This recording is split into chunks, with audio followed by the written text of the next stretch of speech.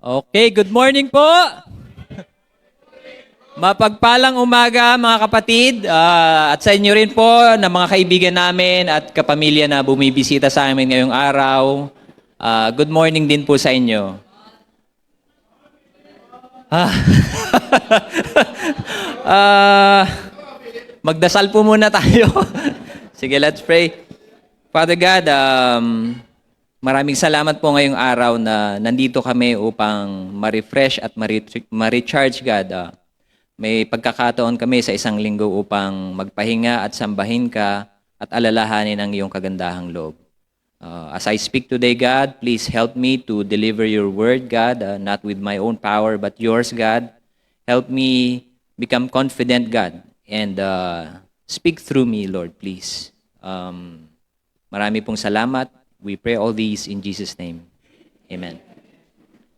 Ayan, yun. Good morning ulit.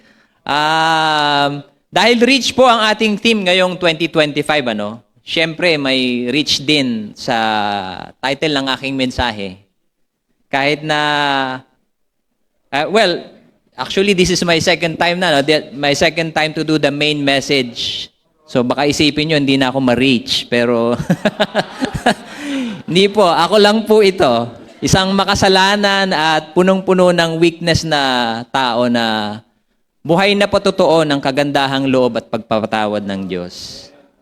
So sa mga hindi po nakakakilala sa akin, ako po si Philip Kakachan.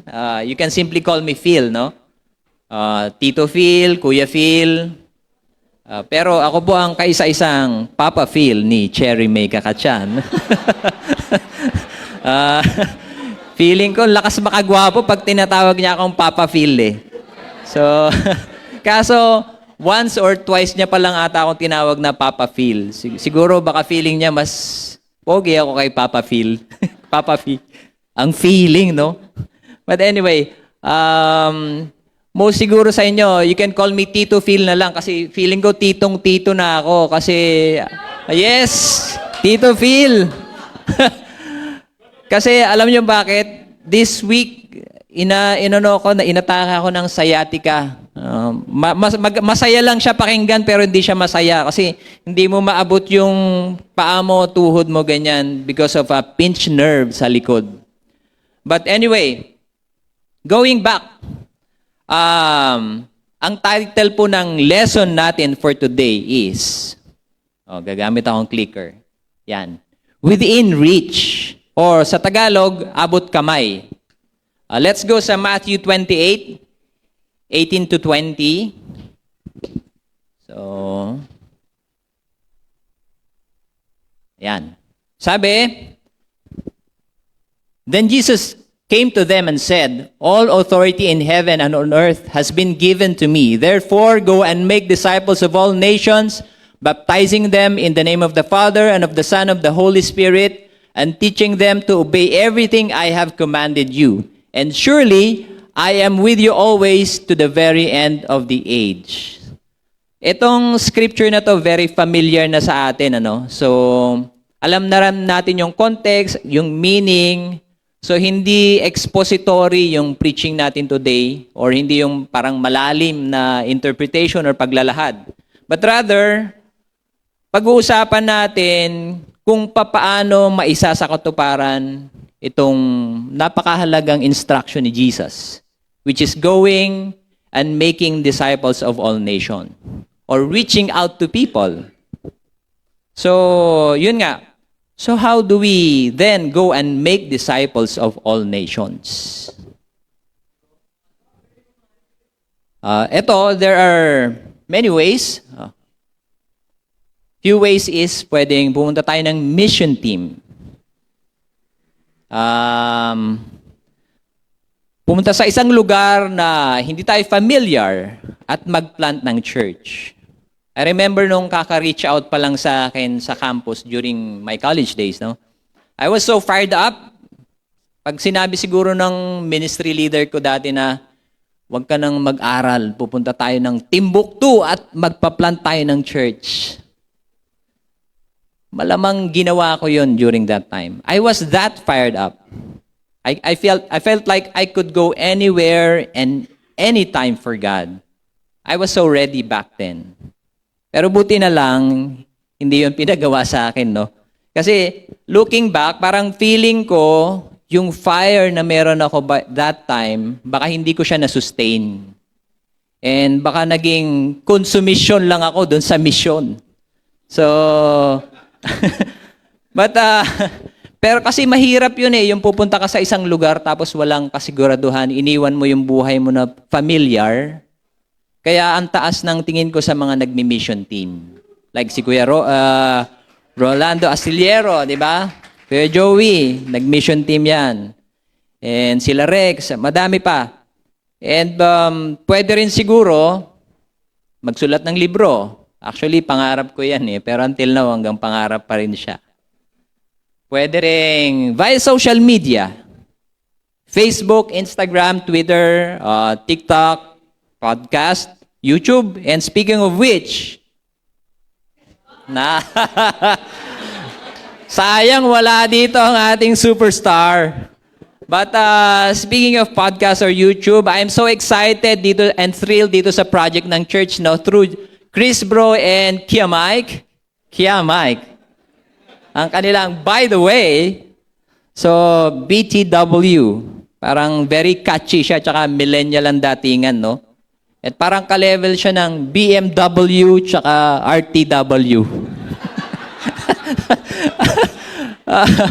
Pero grabe, tawang-tawa kami ng pamilya ko nung pinapanood namin yung teaser niyan kasi parang ang witty lang, ang cool, at ang fresh nung dalawa. May paano pa siya.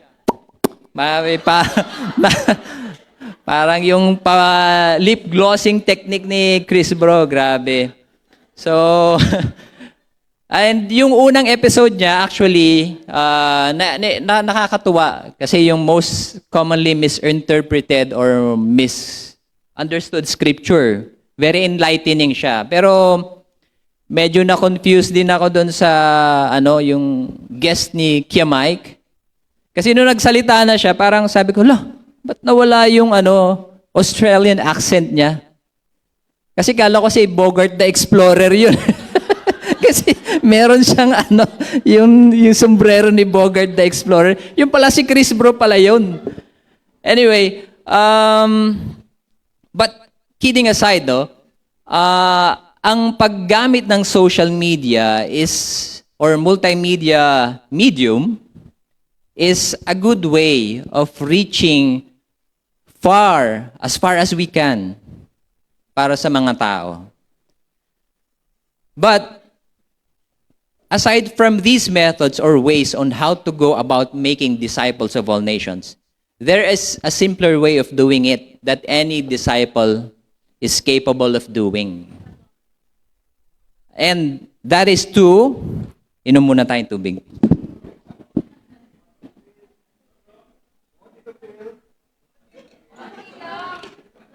Yep. Ayun, that is to reach out or to reach the people within our reach.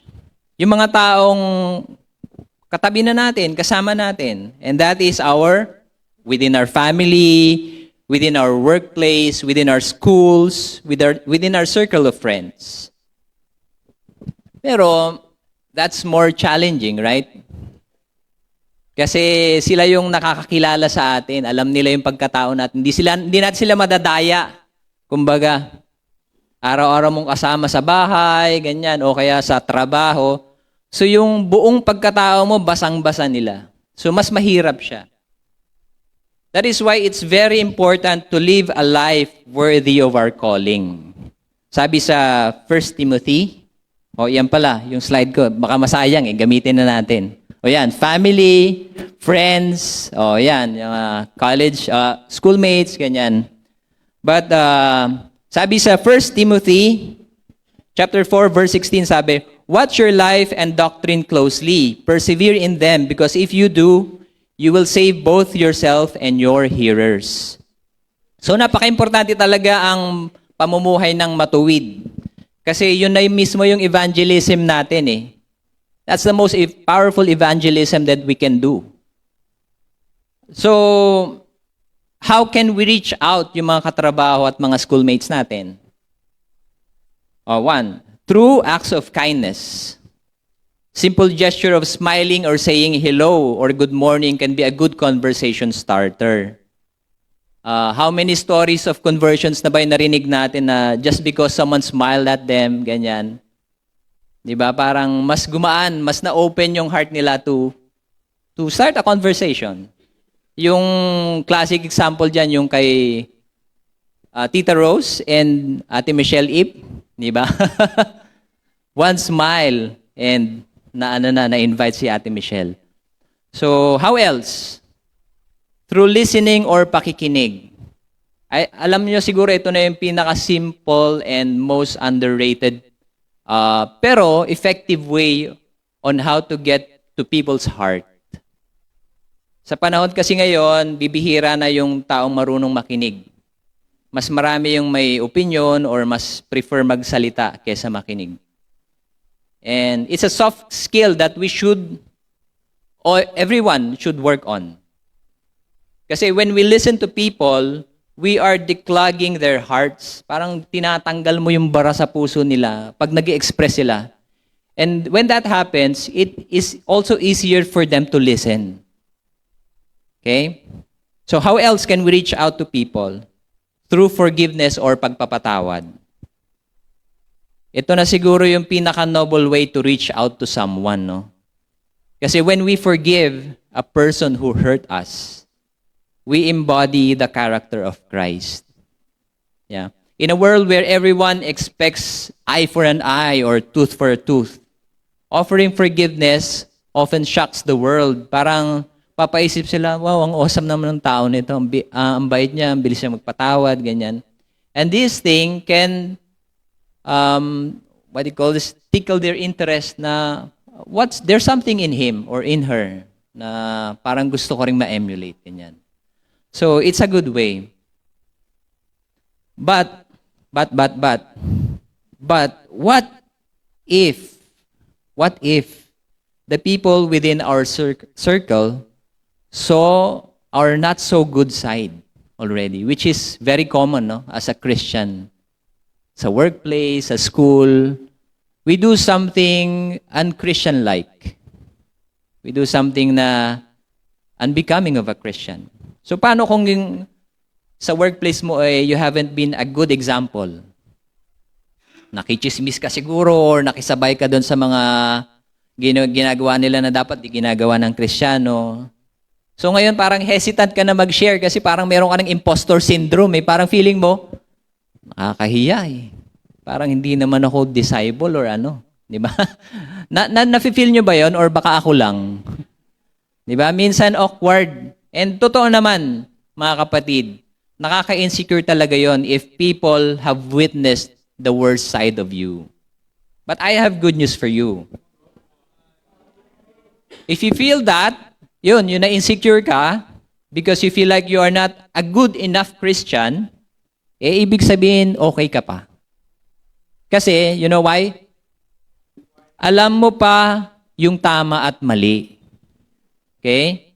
But, it is also a signal that you should repent. Kailangan mo magbago. So that God can use you in an effective and credible manner. But please do remember this as well. It is not about you naman. It is about God. Diba? Sabi dito, it's not about you. It's about God. It's about His love and redemptive grace. When we share our faith, it's not about how good we are. It's about God. All right? When we are evangelizing, we are not promoting ourselves, but a loving, forgiving, and forbearing God.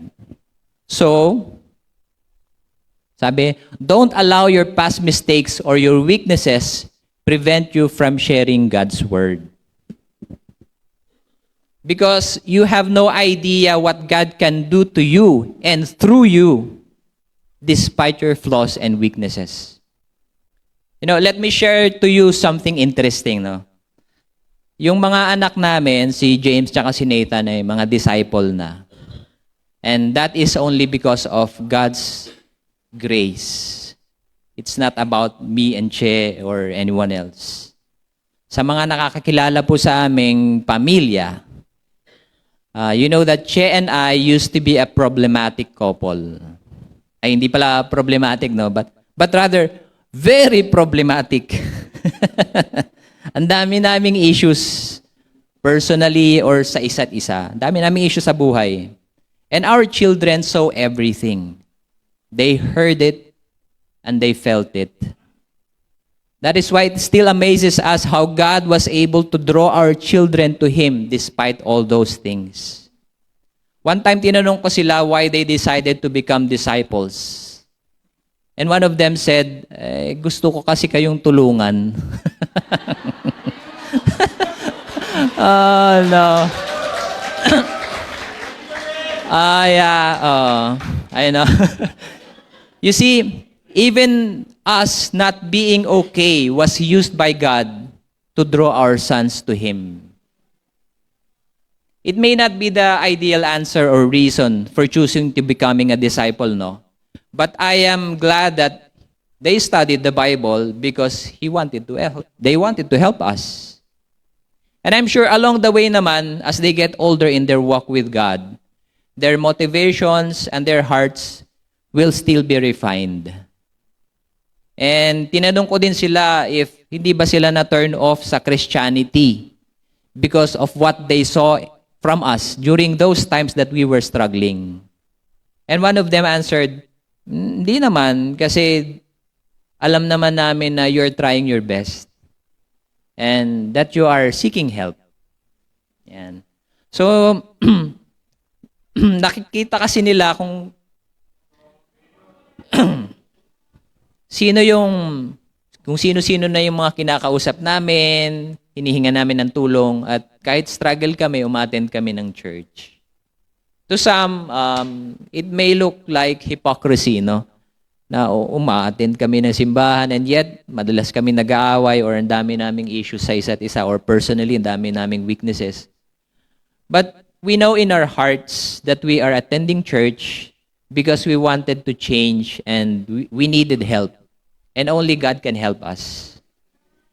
Kaya sa inyo na feeling nyo walang nagbabago sa inyo or nakakahiya, nakaigad na paulit-ulit yung struggle nyo, kahit simba kayo ng simba, kalma ka lang. God is not finished with you yet. Kaya wag mong susukuan yung laban mo. Okay? You are a work in progress. And mind you, sanctification is a lifelong process. Habang nandito tayo sa lupa, madadapa ka, makakagawa ka ng di maganda kahit Kristiyano ka. But it's a lifelong process. And we should not give up. Now, going back to my point about sharing our struggles with our children. So they knew our struggles and we share with them everything. Our fears, our hurts, our weaknesses, and also our hopes. I think there is beauty when our children see us struggle as disciples. May realization kasi na, ay, di pala perfect ang isang disciple, no? So, hindi sila matatakot naging disciple kasi parang feeling nila, human din pala. Ganon. Kasi palagay ko lang, pag sobrang awesome ng mga magulang, it also puts undue pressure sa mga anak nila. And it makes them shy away from the faith. Kasi feeling nila, paano pag hindi ako kasing awesome ng nanay at tatay ko? Di ba? Paano, parang ano sasabihin sa amin ng mga tao or sa akin ng mga tao? And it makes them shy away. You know? Now, I'm not saying na wag tayo magpaka-awesome, magpaka-struggle na lang tayo. No, that's not the point. What I'm trying to say is, it is very important to share our weaknesses and fears to our children. It helps them see the human side of being a follower of Christ. And please don't just share your weaknesses and fears. Show them also how you struggle to fight those weaknesses. And if you fall, and for sure you will fall, and you've hurt them along the way because of these weaknesses or sinful nature, apologize. Apologize. Humingi po tayo ng tawad sa kanila. Hindi po nakakababa ng pagkatao ang humingi ng tawad sa anak or kung kanino man. And when we ask for forgiveness, we have to be very specific. Huwag yung generic na, I am sorry. No, dapat po i-acknowledge natin in what way have we hurt them. Paano natin sila nasaktan. Halimbawa, anak, I am so sorry for embarrassing you and making you feel disrespected nung nasermonan kita sa harap ng mga kaibigan mo. So very specific siya. So that they would know na alam mo kung paano mo sila nasaktan at alam mo na mali yung ginawa mo. We must admit to them when we are wrong. These practices help us to get to the hearts of our three children. Kahit madalas kaming magkamali, madalas din kaming nagsusorry at pinipilit naming abutin ang standards ni God. But I will also not discount the fact na naging malaking factor din syempre yung CM, Children's Ministry, at YFM sa pag-reach out sa aming mga anak. Palakpakan po natin sila. Kasi habang nasa baba sila at tayo nandito, tinuturuan nila yung mga anak natin about godliness. They're planting that godly seed in their heart. Kaya nagpapasalamat po kami sa inyo, ano? And which brings me to another point on how to reach out to people is to serve in the church, like in the Children's Ministry or YFM. Kasi yung mga anak nila, natin mismo ang nire-reach out nila. Going back, as I was saying kanina, sharing our weaknesses makes us relatable. Hindi lang po sa mga anak natin to, ha? It's also applicable to any relationship. Sharing our weaknesses builds instant connection. I remember yung may isa akong kumpare and kaibigan na rin na-meet ko sa bank. One time, tinext niya ako. Tapos, kala ko naman, nag-i-invite siya just so we could discuss paano palakihin pa yung business niya. So, yung mga banking needs niya, yung akala kong isi-share niya sa akin. And nagulat ako nung habang nagkakape na kami. He almost broke down and he shared about yung infidelity nung wife niya. And nashock ako kasi kala ko ano lang tung usapang bangko lang usapan namin. Pero I was able to console him kasi I was able to share also my story. The things that we've been through mag-asawa. And it gave him hope. And before, parang ayaw kong malaman yun ng kahit sinong tao, no, yung kwento namin. Kasi nakakahiya talaga siya. But I think it's being used by God in so many ways. For so many people na ma-inspire sila, mabigyan sila ng pag-asa. So these things na mga nangyayari sa atin na seemingly, at the point that you're experiencing it, seemingly parang ang pangit, ang sama, hindi maganda. Eventually, pag na-overcome nyo siya, it can be used by God to help others. So, eto, sabi ko dito sa sulat ko, no? Yung pag-share natin ng weakness, nakaka-build siya ng bridge or connection. Diba? Pag sinishare natin sa ibang tao, contrary siya dun sa kapag puro strength natin or puro advices yung sinasabi natin, nakaka-others yun. Yung sorry for that, no? Millennial pa ako eh. Nakaka-others. Yung parang nakaka-build ng wall kapag puro I don't know kung nafe-feel nyo yun, no? Pag nakikita nyo isang tao, puro kagalingan niya naman yung ano, hindi siya nakaka-connect sa atin. Contrary to someone who is sharing his weakness or those things na nakakahiyang na-experience niya. Sa 1 Corinthians chapter 9, verse 22. Sabi ni Paul, "To the weak, I became weak, to win the weak. I have become all things to all people, so that by all possible means I might save some."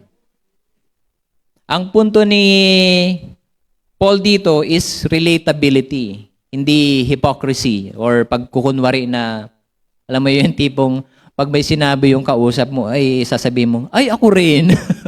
Pero hindi naman totoo. Hindi siya ganun, no?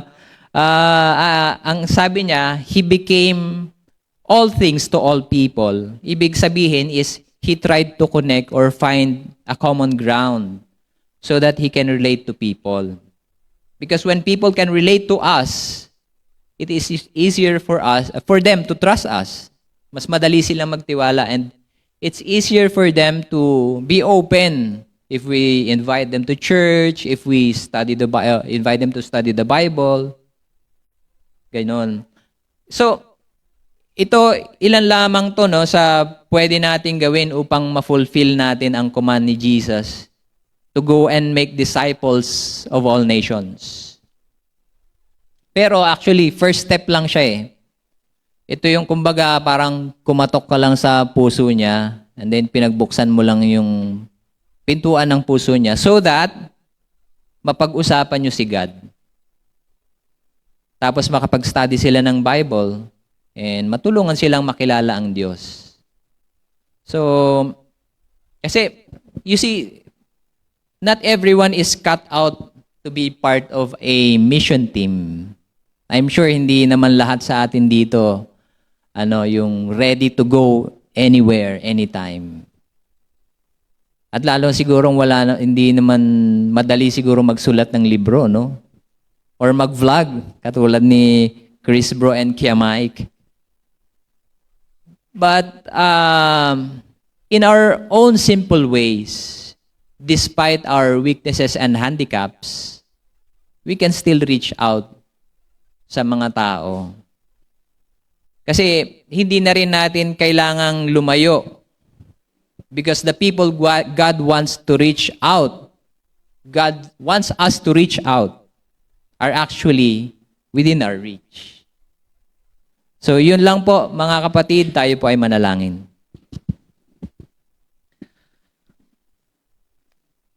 Panginoon, nagpapasalamat ulit kami na binigyan mo kami ng pagkakataon upang matuto.